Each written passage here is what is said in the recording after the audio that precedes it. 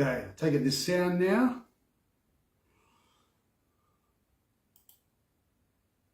Two.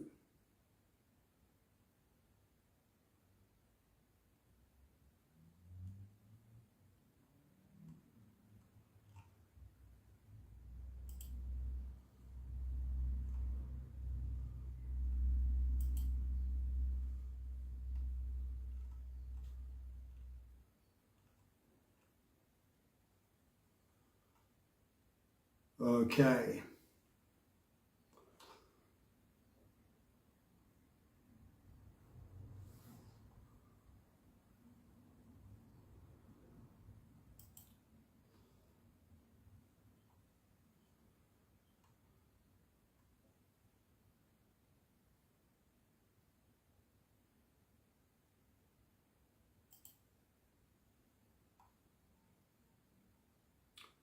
That's better. I can see the chat.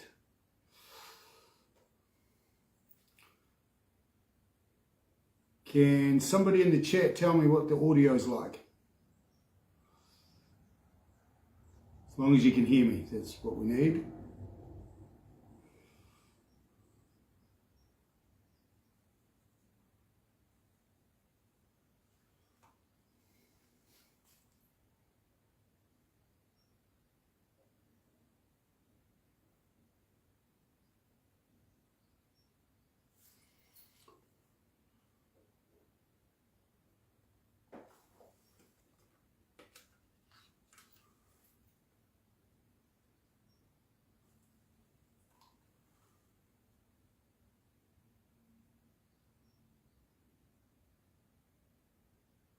Two. Ah, good. Thank you, Mackenzie.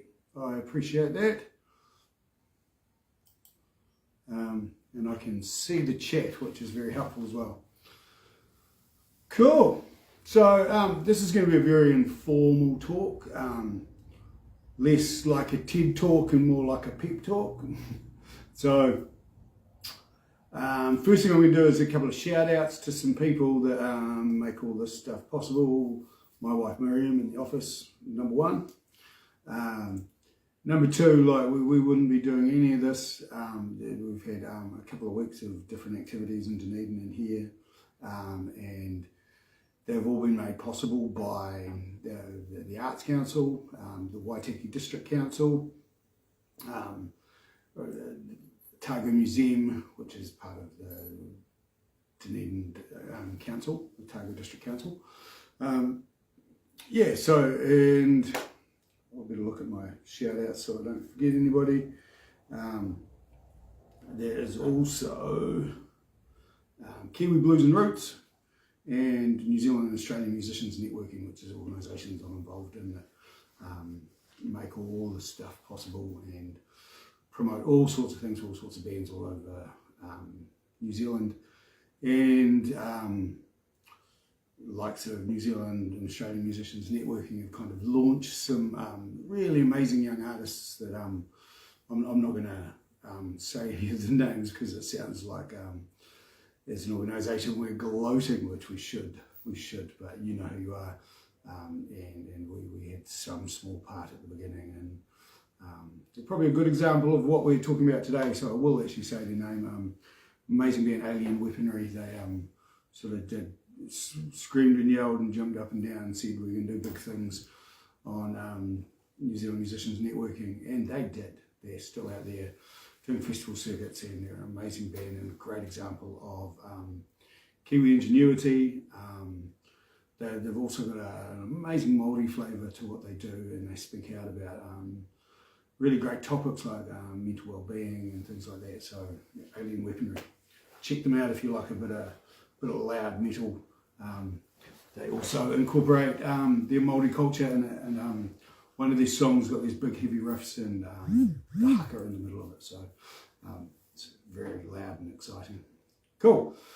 So let's get on a little further with the topic at hand. They were a good example, so if you follow their story, go and have a closer look at what they do. But what I've found, excuse the blasphemy, but this is the gospel according to Jae on the music industry.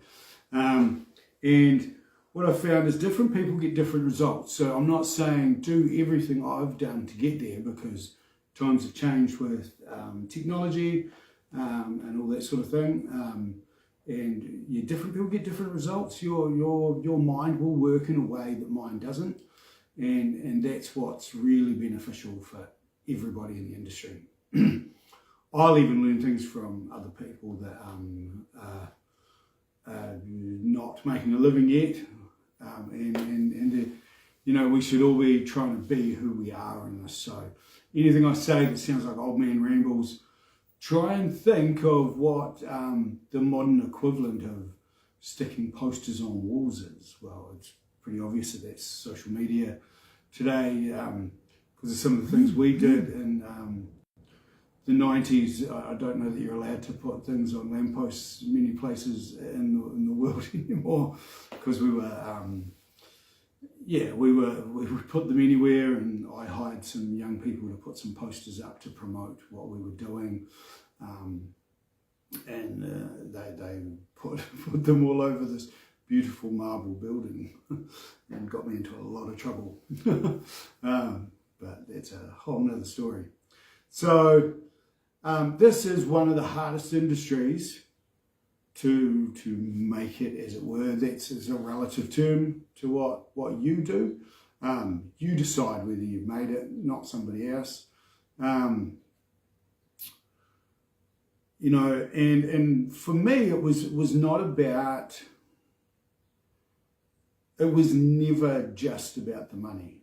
It's probably more like that now, because I have a family to feed and stuff. But it was more about. I spent some years on the unemployment benefit, and during those years I really learnt to play my guitar and write some great songs, and had a really good time with it, and could get out there in the industry and do some stuff. So I made the most I could at that time, but I very quickly grew tired of. I believed what I had to do was so important. So I had an attitude, a can-do attitude, like a hospitality worker, which is an industry I worked in for a while there. And so I felt the being on the unemployment benefit and the like, supporting me in that way was more of a hindrance. We didn't have the arts benefits and stuff that are around now. We've done amazing things for this country. I think those schemes could be looked at further and increased upon. But so my initial idea was to make the same amount of money that I made on the doll, which wasn't very much. It was I think at the time back in the 90s, it was like $135 or something. And so what ended up happening by 1996, I really started rolling. I trained in 95 at Kunate Rangatahi, which was private Māori course, is what it was called, PMT or something, private married training course. But they did open it up to some paler fellows like me, which I was really appreciative of. And we did the hands-on stuff. We learned instruments, we learned the music theory, we did a tiny little bit of recording, mainly because it was only a couple of us that really wrote songs. It was very much a covers sort of course. And we hit the road and played shows, and we had to do the setup and back down. The guy who taught us, I initially thought he was just trying to get us to do all the work, but he made sure we knew how to do all of the work. That meant that, like, all of us had basically stage managed shows, including like 10 peak performers. So that was like a huge stepping stone into events and things. So when I finished that course, I felt really lost, and I ended up rolling into an open mic night, because I was trying to do everything I could to still be part of the industry, because after an amazing course like that, you actually have to pick it up and use it. Lots of people go through those courses and look like the shining stars of them and then don't do much. It was kind of the case of our course, meaning really only that I was the least likely looking to get out there and really make it, or make a dollar in this industry. So I started going to open mics, the folk club, the country club, anywhere there was a gig. I'd you know, if I could see or smell a busker, I'd be going down and listening and shaking their hands and getting to know them, which is networking. You really need to get to know people, and even if, like, I'll use myself as an example, if you meet me at a gig and I'm some funny old fella that seems to know something, just bear with these people. There are cons out there that want to teach you, get you involved in things that you've got no business being involved in, or they're trying to ride your coattails. But be nice to everybody on your way up, because you will meet them if you have a steady decline. And sometimes the decline is just age, and you start moving into other industries where you might be utilising some of those skills. So never forget that you might meet them on the way through. If it's not working well and they treat you badly, take some self-respect and move on. So while I was cruising around every open mic and annoying everybody, I found an open mic that really fitted me like a glove, and I started going along, and there was a drummer there who was probably at about the same level of playing as me, so we and into the same sort of music. So we just started jamming and sort of formed a band. Bass players came and went every other week, but we practiced, and I ended up living in the hotel in a great big area where I could set up all the equipment, and I was really just trying to pay for that, thinking, oh, how am I going to do this? And so the bar manager, I know now that he probably was taking a little bit of advantage of me, and got me to do the duty on the person running the open mic and take it over. But he asked me to run his open mic, where the person had bought an open mic to the venue, and I still know the guy Steve today. He's a very good individual, and I've met him on every side of the industry, and he's a good human being, and I learned a lot of lessons from him from that. So I took over this open mic, started running it, and then I was like more annoying. I went around more open mics, more and more and more, just to see how they ran things and what happened. And I steadily worked out the things I would do that were different. Like, I won't go into this too far, because I've got a podcast on the Songwriters Corner songwriting page, and it talks about open mic tips and tricks. You can also find that particular podcast on Spotify and places like that. And I soon worked out that there were cliques. Like, you had to be in the cool crowd to really get a decent slot, or, you know, if they were going to cut someone short and you didn't fit their image, you were the one that was going to get cut off. I learned to, with the attitude of meeting people on the way up that you'll meet on the way down, I opened it up to everybody, and every poster I had after that point always had everybody is welcome. You know, and we've tried to keep to that, even with, we've had some people come along to open mics that were as not ready as I was when I started.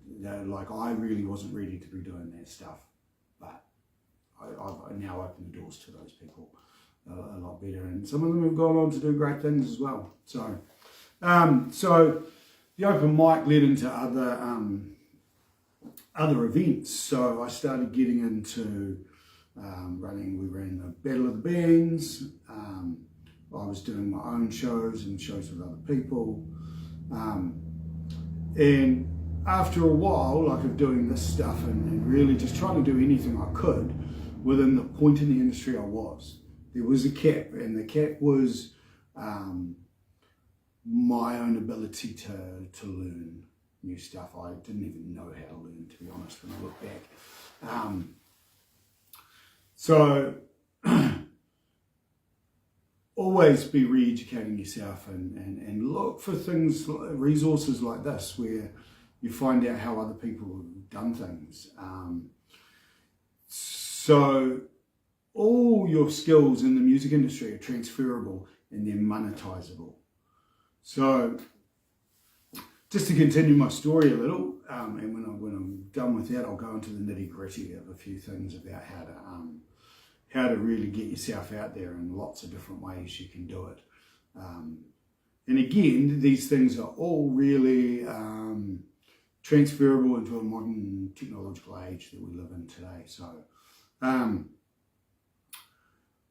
as I said, I didn't know how to learn or get further. I just, bigger events scared the heck out of me, despite the fact I had this absolute delusion that I was going to make it. I was delusional about the level of my ability, but it wasn't good for the people having to listen to me, I would say. But for me, it meant I just kept doing it and I put in the hard yards. But then my dream was to go to the Nelson School of Music. It's called something else now, Nelson Academy of Performing Arts or something, I don't know. But it was my dream to go there. I'd read stuff about it and I'd just seen articles and just went, that is, for me, that's a cool place to go. So I went and put together my application, a video application, and I suddenly realised I was too late and was about to send it when my girlfriend at the time, she got her acceptance to the Nelson Polytechnic for an arts course. So so I followed her up there thinking, oh, well, I'll meet some of these people in the industry there, and tried in an even smaller town and try and do some of the open mics and things I was doing. And when I got there, you know, and I say this in a good way, it's going to sound rude, but the girlfriend at the time was quite pushy in a good way on this occasion. And she said, get out of the car and march your enrolment in there. You never know. And I learned a lot from that, because I waltzed in and they had me waiting for like an hour and a half. And the guy that was there was the guitar, songwriting, music theory tutor, Mark Jansen, one of my favourite people in the world. I wouldn't be doing anything in this business if it wasn't for that man, I don't think. Well, it wouldn't be how it looks today. I learned so much from him. And so I caught the right person, I believe, because the other tutor had been everywhere. Like Mark had played in Mondo Rock and bands like that, and had some reasonable chart hits and recording hits, and toured with some great people that, like, there's a kinship of people from Daddy Cool and other big Australian bands. There's a lineage between those bands. So he'd kind of done a lot, but the other guy had been international, and he wasn't a songwriter, so he didn't see what I had, whatever that was at the time, but Mark saw it, and he believed in me since day one, and I knew it on that day. And he called up the head of the course, whose real say it was, to come and look at this video, because he believed in something I was doing. It wasn't my singing or my guitar, or I don't know what he saw, but he believed. and he still does to this day, and he often tells me, I've always believed. And I'm grateful you need people like that in your life. Stick with those people. So I ended up, he convinced, I don't know if he wrestled Warren, the head of the course, to convince him to give me a go. But then when we got, I left the building in tears, just happy tears. And it was amazing, really amazing. And I learned so much in the year I was there. The earlier course I did twice because I loved it so much. I really wish I could have done that dozens of times. It was amazing. So we were educated really well, and I learned lots more about how I learn. And so we did songwriting courses, we did performance classes, we did all the things you really want. We were spoiled, man. We were so spoiled. And then we went on tour, and during the recording classes, our recording tutor, I think he had burnout. I think he burnt out because he was running some venues and some other stuff as well. So we kind of lost him, but we'd had enough from him and another guy on the course who was just a bit of a legend, really. He kind of knew lots of stuff and became the tutor after we finished, after we graduated. So we were given free rein in the studio, so that was just an amazing time. So by the time I left Nelson, I went to Christchurch for maybe about a year, up to a year. And so I did some stuff in Christchurch, playing open mics and helping run a venue. And then people were pushing me to manage bands because of my experience on that side of things, but I still wanted to play. I was young enough that I still wanted to play. I was only 23 or 4, and I still wanted to be out there, but I wanted to do everything. I just wanted to do everything. I didn't see myself managing a band, and I couldn't work out why. And I really never fully managed a band. For a while there, I was educating a young youth band, but it really wasn't for me or for them long term. I expected something that they weren't willing to give at that stage, and they're all still in the industry today. They're amazing musicians. So I moved back to Dunedin and realised it was venues that I really wanted to do, events and run venues, and I just made lists of the things I could do. And that's never stopped. I'm still writing lists about how to redevelop the things I do and find new and novel approaches. So 2003, I studied at Otago University at the time, during this time as well, and I learnt a lot there. Was a different form of learning, like I hadn't learned the self-motivated thing the same way, so I did find that quite hard in comparison, where the courses I'd done before were more organic and they were hands-on, and they'd get annoyed with me if I wasn't doing stuff. Varsities don't behave like that. They fail you if you don't live up to what they need most of the time, generally speaking. So I found that really difficult, and I just was doing so much at the same time. I ended up running venues and playing gigs and putting together events. And while I was running venues, I got my liquor license. That meant that a CV that didn't look very appetising, because I'd worked at the warehouse briefly, and I think that's about all I'd done. That was employed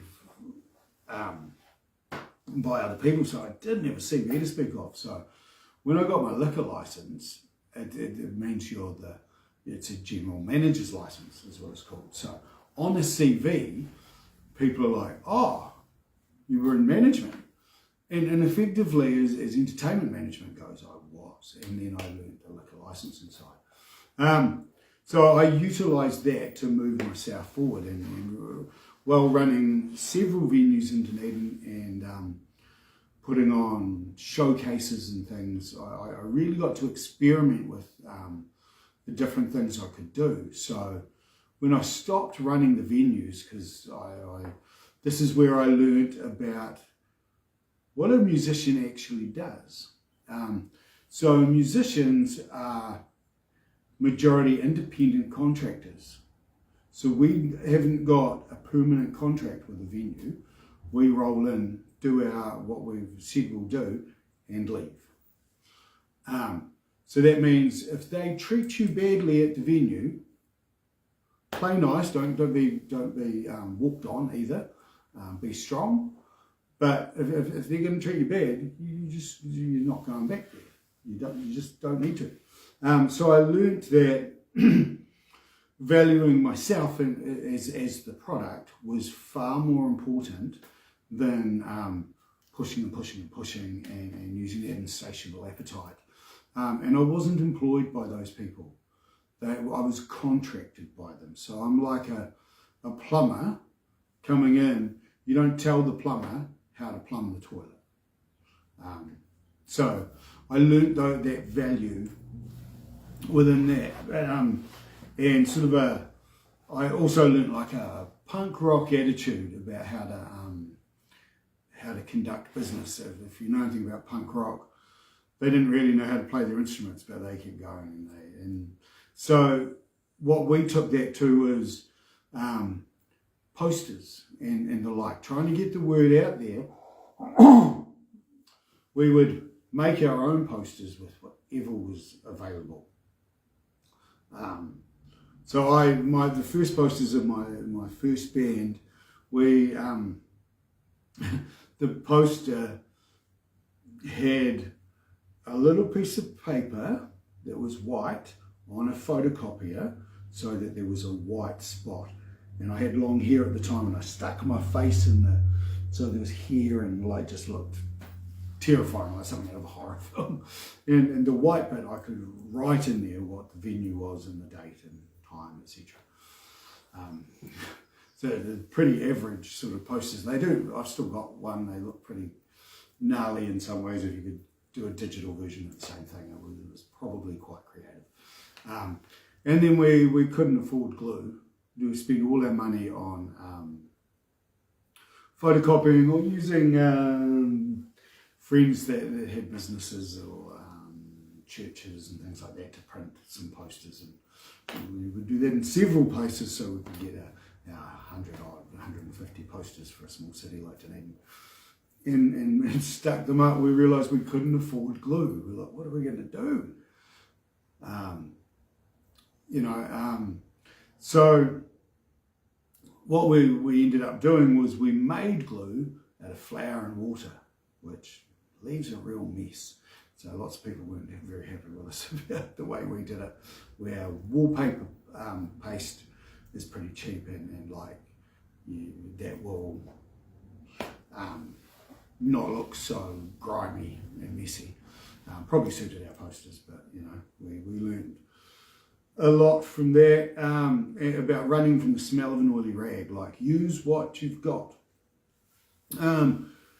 So that brought me to a place where I got out there, and instead of running a venue and being paid as a bar manager and entertainment manager, which earned me for 3 nights a week, Thursday, Friday, Saturday sort of thing, I could actually earn slightly more money than that by going and running several events a week. So I was playing 4 to 5 nights a week, or running something 4 to 5 nights a week. I ran open mics in several different places. I do acoustic nights and songwriter nights, all sorts of things. Anything to turn a buck, really. And it worked, and it slowly increased as I got better at this, to the point where I started working in theatre and started realising how drama people really do things with was a little bit different to us. They were far less punk rock and way more rooted in their education and their craft. And I had to learn a lot about showmanship from them and how they conducted business, because they were predominantly independent contractors as well. So it's the same type of field. And I think that's one thing for any business person, especially in this particular business, you need to realise we're not working at the warehouse anymore. You know, like, you might still work at the warehouse to get yourself moving. That's each to their own on that one. But you're not working for the warehouse anymore, as it were. You are now, you have your own business, and believe in it that way and start pushing as if you are. And that's kind of brought me to a place. I'm going to wrap up my life story here in music. You know, like, started in 1995, so I'm coming up 30 years doing this. And now I run an entertainment agency, music school, and we do all sorts of things. We monetize all sorts of things. So the teaching is a big profit earner.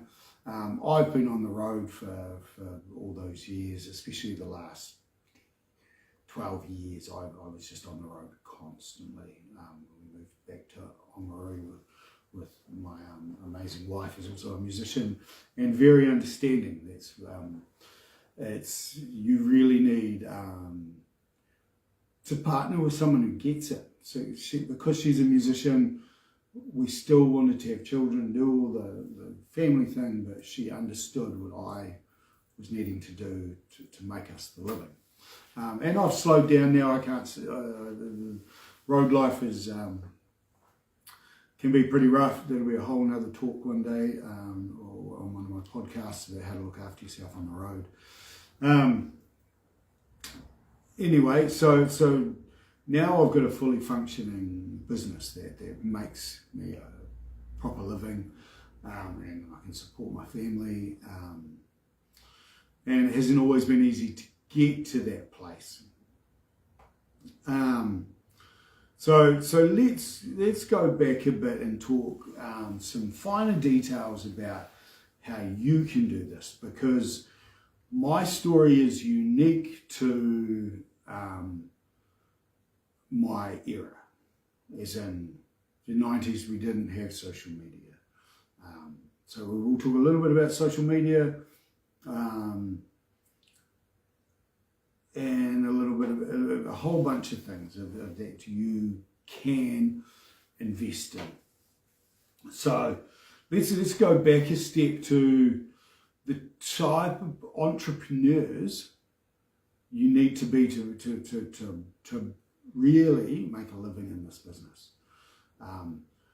I'll use 3 case in points, and I hope I reach you in your where you are today with these people. If I don't, go and research the real story behind the people you admire, the musicians, entertainers that you think are just incredible. Even if it's actors, you'll find people like Dwayne Johnson have quite a story that got him to be one of the most successful people Hollywood has ever seen. And there's a reason he calls his production company 5 Buck Productions, is because he got down to that was every cent he had, and he didn't think he didn't know what to do next, and he turned it into the multi-million-dollar corporation he runs today, you know. But he wasn't one of my case studies. The 3 I've chosen, 2 of them are country singers, come pop and funk, and Ed Sheeran, who's sworn his next album's going to be country, which will be very interesting. But there's one that they have certain things in common, just like everybody else that came before them that are remembered. there's a thing called, I don't know if any of you know the song Cult of Personality. It's by a band called Living Colour. They're an incredible band, and they told an amazing story with this, their biggest hit.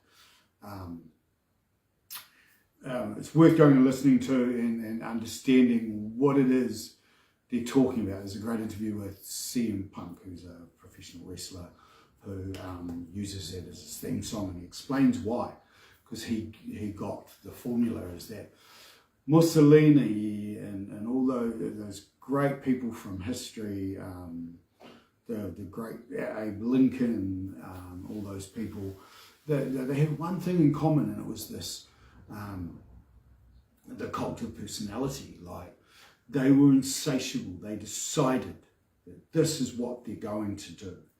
I saw an interview from, I think it's an American show called Nightline, I think it was, and it was old, like with Taylor Swift, and she wasn't famous yet. She was just starting to record. I think she'd written some of her first album, and she sits there in the seat and plays some of her now iconic songs, but they pull out her yearbook from years before. She was basically a child at the time. She was only 16 or 17 in this interview. And then at 14, her yearbook, her quote said something about, I'm going to be an international pop star when I grow up. And she knew then. And you can see it in this interview. You can tell she's going to do something amazing with it. Moving on to born here in New Zealand, which is, so if you're watching from New Zealand or Australia, we both resonate as countries with this guy, amazingly, Mr. Keith Urban, one of the greatest songwriters of the modern era. He's written with some amazing people, and he's creatively done some amazing things, but he decided that when he was really young, he was going to do it. He was going to up and do this. He tried a bit here, and he just knew it wasn't going to be an easy path to base himself here in New Zealand. So maybe his family moved him over to Australia, so he got a little bit more of an edge that way.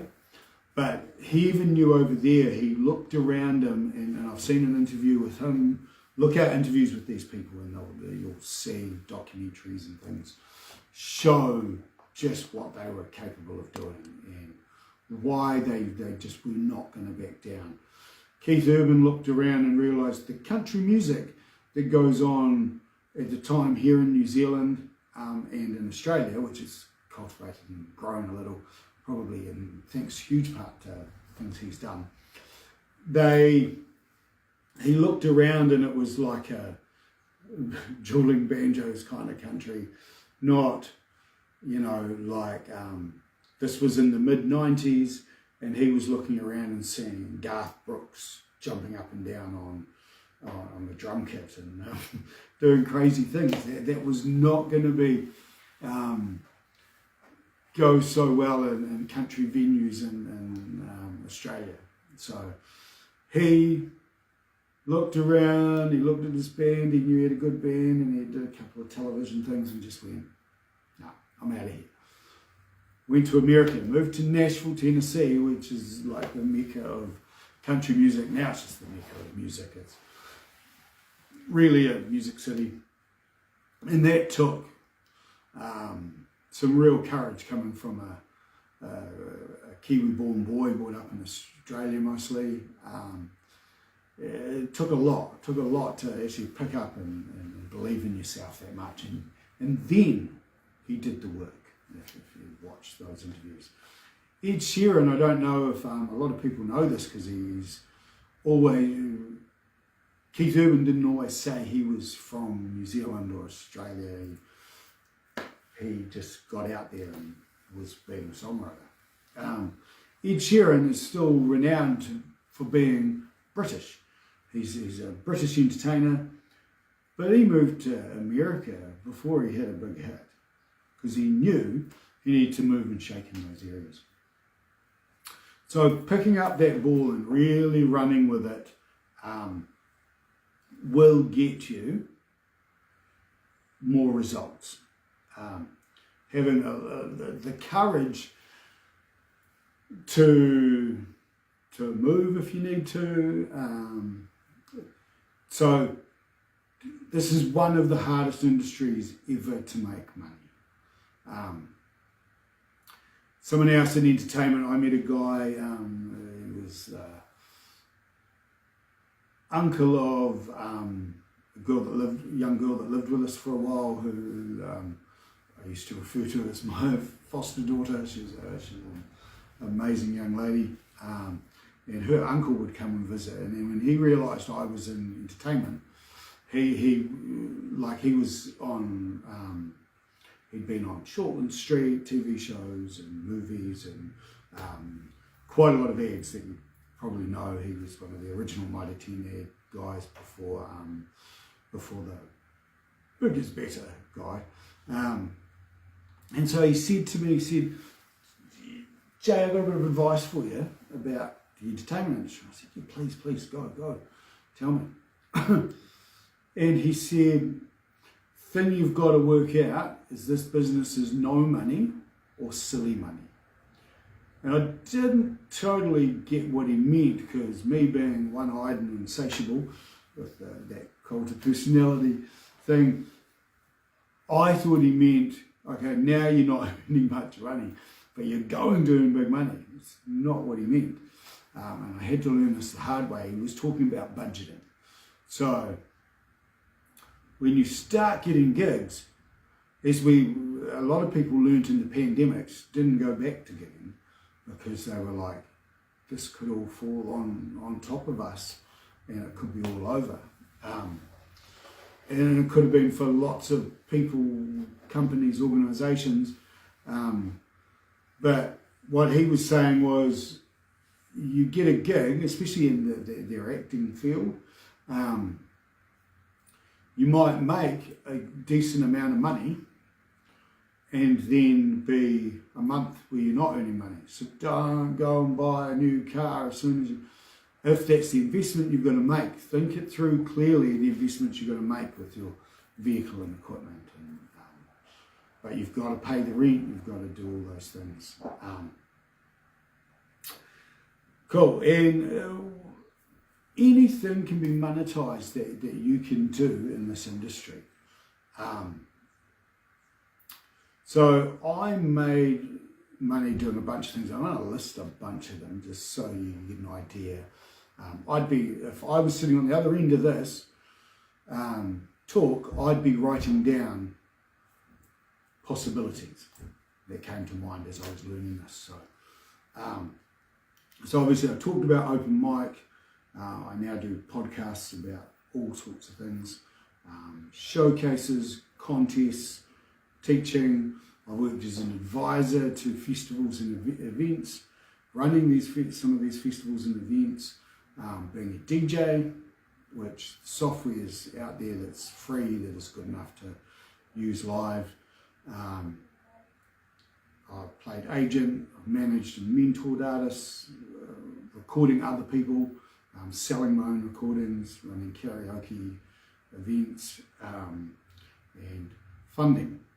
Just like, I'll shout out to the Arts Council who have funded a lot of the stuff for the conference weekend that we were in the middle of. Learning how to leverage funding to do more, where if you think about it, like I'm networking with the people that are watching this and all those people, as well as being paid to do this, and paying other people and enabling other people on the process, which is important to how I do things. Because as I meet these people and then I hear where they're at as a performer, they either could become a student, or they could be ready to go, and I'll put them in a showcase.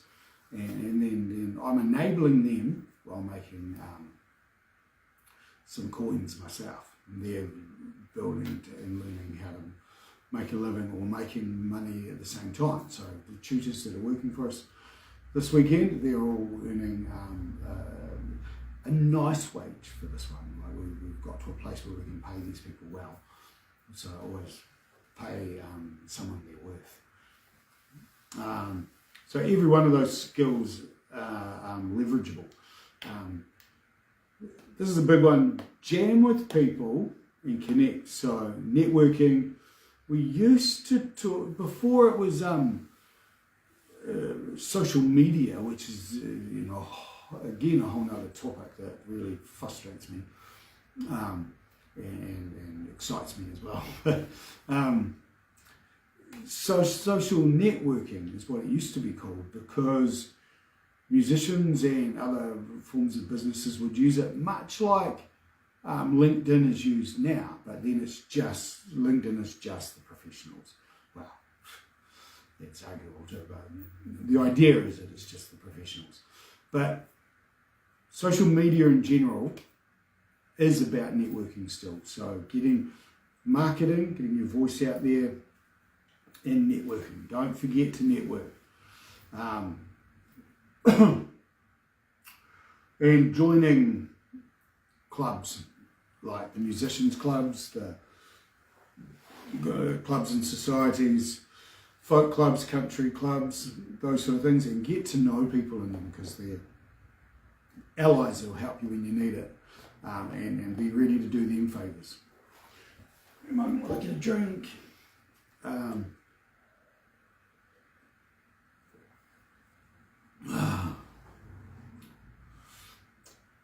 And I remember a statement my pastor made once at a workshop we were doing for our worship team, which is an amazing environment to learn and to teach. But he said, "Are you teachable?" to the group, and we all had to go, I'm teachable. I was cheeky and asked him if he was teachable as well, which is naughty. But no matter where you are on the food chain or whatever, you can learn from other people. So you should spend your career learn, and really look for those educational tips. Play talks like this, reading books, watching documentaries, watch everything on playing, on industry. Those documentaries on artists that have made it are really worth every penny you could spend on them. Half of them are available free. You'll also find, if you look carefully on YouTube's a hard place to find good stuff, but once you get educated on it, you'll find things. I go to, and this is a huge tip to anybody, Berkeley University, and probably lots of the other ones like Harvard and places like that will do it as well. Berkeley, instead of those open lectures they used to do, where you could just roll in and just see one lecture, if they saw you at too many, they wouldn't let you in. Berkeley, which is one of the most renowned music universities in the world, John Mayer went there is a really good example of great entertainment. Has been everywhere and done everything, and he learned his tricks there. Now he lectures there, and you can see his lectures and the people that trained him, which is a whole another echelon of educator. If you're interested in songwriting, go to the Berkeley site and look for everything you can find on Pat Patterson. Not Pat Patterson, the wrestler, but Pat Patterson is a songwriting guru, as it were. He's really worth looking at. So, and look around. When you find people that you think you can trust and they've got the good knowledge and good technique, their thumb's not hanging off the fretboard and telling you to use the wrong appendages to play notes. When you find someone that's trustworthy, subscribe to the channel, because this stuff's going to pop up all the time. And my pet peeve, I hear lots of people over the years have come to me and said, oh, I'm a trained singer. Trained as a word is past tense. So it sets alarm bells off for me, because normally I'm a trained singer. They come into the environment and they're not ready for the environment they're in a lot of the time when they speak that way. If they say I'm a trained singer and I'm playing in such and such a band every night in whatever place, you go, okay, well, you're using it, so that muscle is still going. When we're training, like if you're a harrier, a runner, you want to go to a marathon, you don't just get up that morning and go on a marathon and have not been training for it. It's the same thing. We need to pick up our skills and roll. I've even seen some of the great rock and roll bands of all time. Guns N' Roses of recent years are one of the most rehearsed bands ever, but the live performance is a whole nother animal. So the first shows of their new tours, I wouldn't go and see them till like show number 5 or 6, and then they're on fire. Their first shows, you can watch all those bands online all the time now. So like I've now been following those acts and seeing their progression over a tour, and they've done really, really well with growing as an act and pushing new material, but they're not afraid to keep working toward it, which is that punk rock attitude. So remember, train, train, train. Venues, like, don't be scared to go knock on doors of venues. I remember when I started trying to get gigs, I didn't even know what this was. It turned out I've got a bit of anxiety, which a lot of people do, and you'll find people with anxiety, like real engulfing anxiety, find tools on how to get around it. I remember trying to book gigs and being terrified, and I'd walk around the block. I'd go to the front door and I'm still not ready to walk around the block again, and then eventually when I'd worked myself up to it, I'd burst in the door and go, give me a gig! And so I would get gigs. Maybe they were scared of me, but like the worst thing they can say is no. Well, that's not a hard thing to hear. And it doesn't have to be the last time you ask them either. Like, if you go all the way around your town or city and they all say no, go around again in a wee while, and prove to them that you're going to be around forever, because musicians, which is why music teaching can be hard to build a business in, as well, is because musicians can be so transient that people aren't sure they're going to be around. So after many years, I get a lot more work these days because they know I'm going to be around. That I'll end up a very old man in this business, I would say. And then I think most people kind of realise that in places that I would be trying to get work. And weird and wacky places to play. Like, people are always saying to me, well, you play all those weird places, what's the deal there? And I'm like, and you just wait 5 years or 10 years. And now, like, I remember playing museums and art galleries and polytechs and universities, and now that's like a thing in my hometown. It's like they have entertainers on a regular basis at the Otago Museum, the Early Settlers Museum. I'm not sure the new name of that. It's got a beautiful Māori name, and And like that's a normal thing. And now they do lectures and things in there as well, talks like this.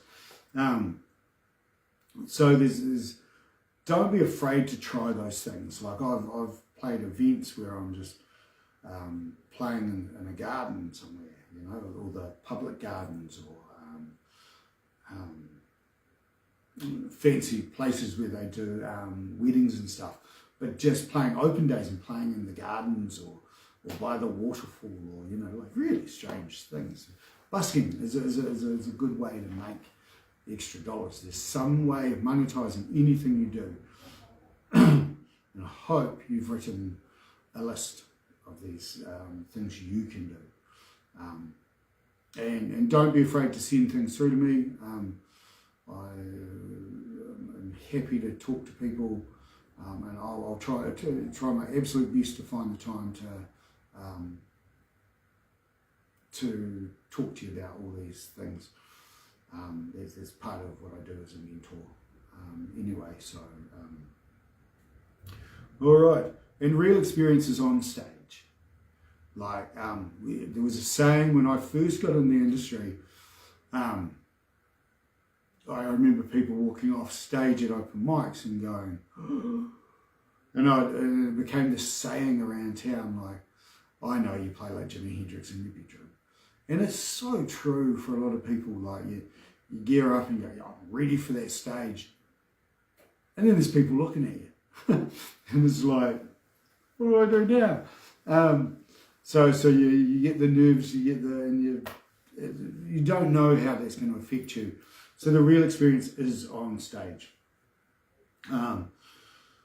So we'll be quietly closing some of the stuff up with just a few more tips. Always turn up. An unforgivable sin in most entertainment, whether it be acting, musicians, professional wrestlers have the same thing, which is entertainment, by the way, which is why I keep mentioning it, because I've learned a lot of tricks from there. You can find resources in lots of different places of entertainment that'll come back to what you do as a musician or a songwriter, or many different things. But it's the unforgivable sin to not turn up to a gig you've been advertised for. So letting people down is not going to get you the next gig. It's going to have people turn their noses up at your name. And I think we only get so many shots at that sort of thing, because I definitely made some mistakes on those fronts early on, but you only get so many pass go cards. All right. Yeah, if you advertise, and that doesn't mean like if something seriously has actually gone wrong. Like life or death situations, that sort of thing is acceptable. Always leave extra time for setup, or for something to go, in case something goes wrong.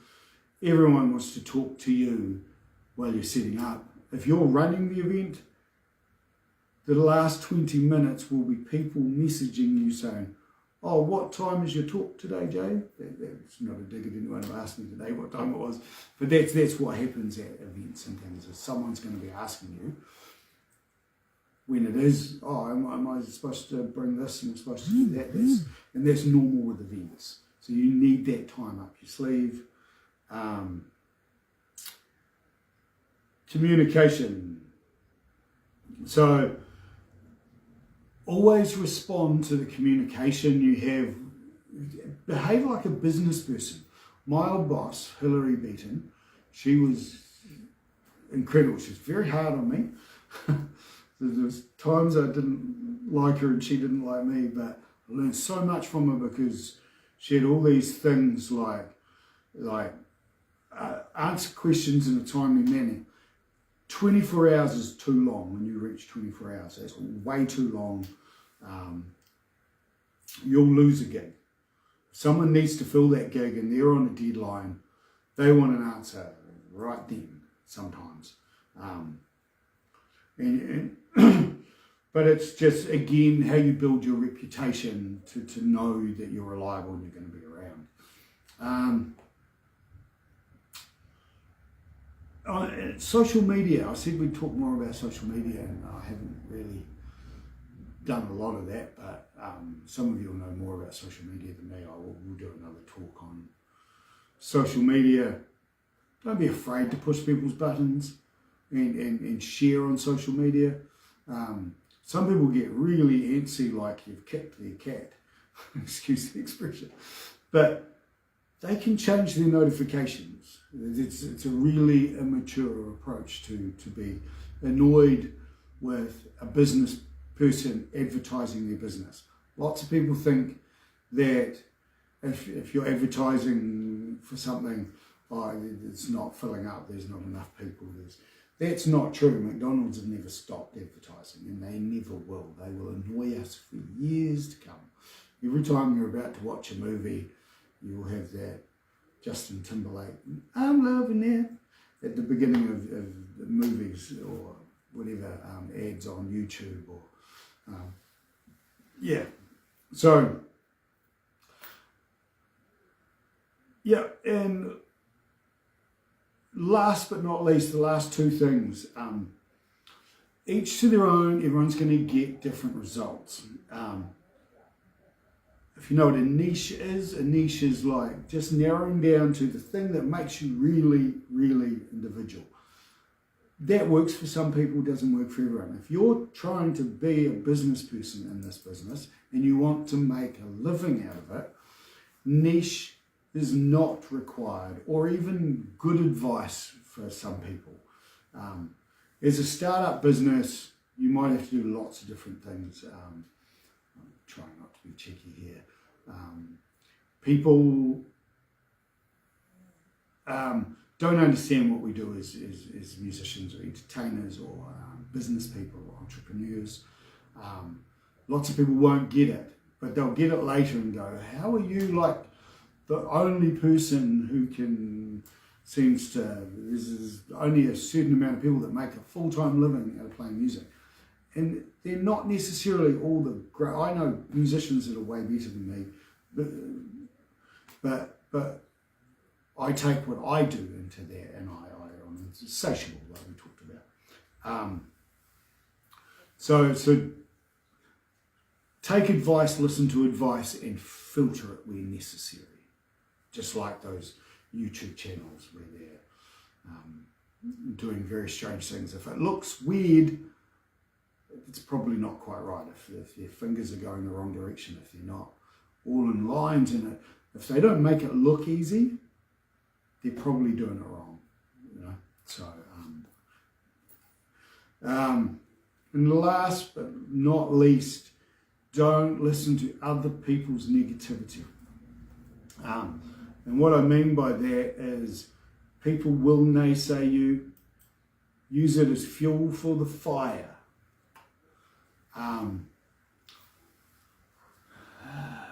There's always someone who's, I try not to get personal on these things, but I always do.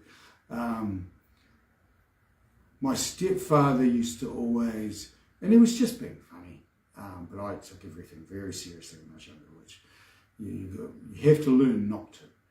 But he used to always, his humour was cruel, really.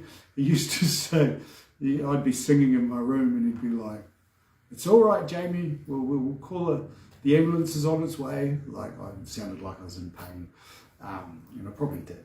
But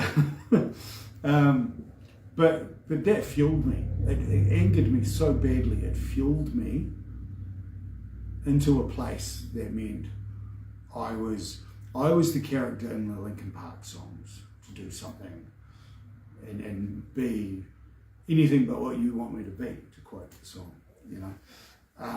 And so like those things can be helpful, but also don't take it all too seriously when people are like that. Learn not to be offended by it.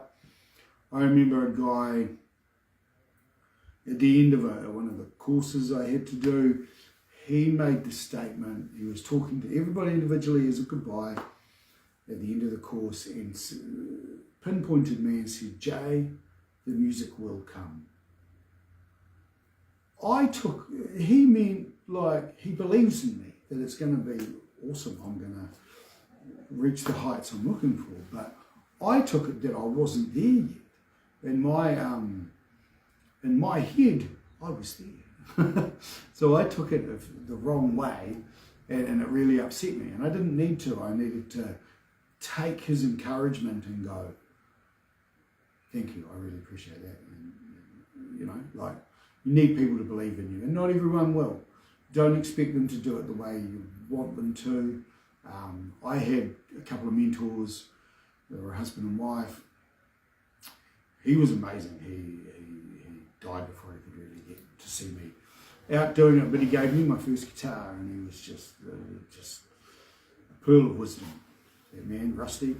And his wife, she inspired me because she was the singer and guitarist, that's what I became, and he was a bass player, but he had the personality to give, the nurture. Like, he should have been a music teacher himself. He would have been amazing.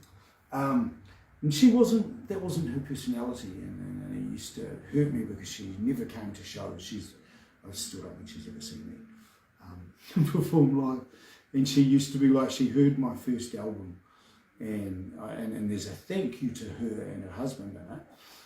And she was quoted to saying to my mother when she gave her a free cassette I'd sent to them, cassette tape, an audio cassette tape. If you don't know what that is, research it.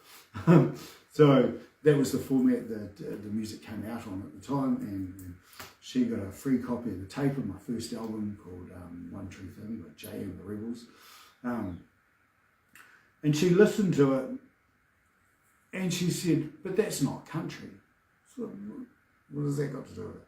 So don't let the negativity bring you down, and in fact, don't take offence to it. Sometimes use it for fuel, but don't take it all the wrong way either. Don't take yourself too seriously. So that brings us to the end. We've gone well over. This was meant to be a 40-minute talk, but it's 65 minutes. So thank you so much, and don't be afraid to fire questions through later. I will be around, and I will really look forward to hearing from you. If you've got questions, any of you that have my email address, or message the site you're watching this on. I monitor all of them, like I said, with social media. But be on the social media if you're not going to respond. Always, you know, if you don't like Twitter, get off Twitter if you're not going to respond to people or tweet either.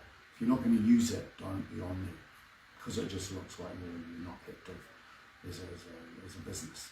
So, cool, thank you, and please fire through any questions, and I'll keep an eye on this feed, and you can personally message me. I'm keen to chat with people who engaged with us and really enjoyed it. So thank you, and last but not least, I thank you again to the sponsors, the New Zealand Arts Council New Zealand, and the Waitaki District Council, who have an Arts Council office, and they made this happen. So thank you so much, and I will see you around. Cheers, bye.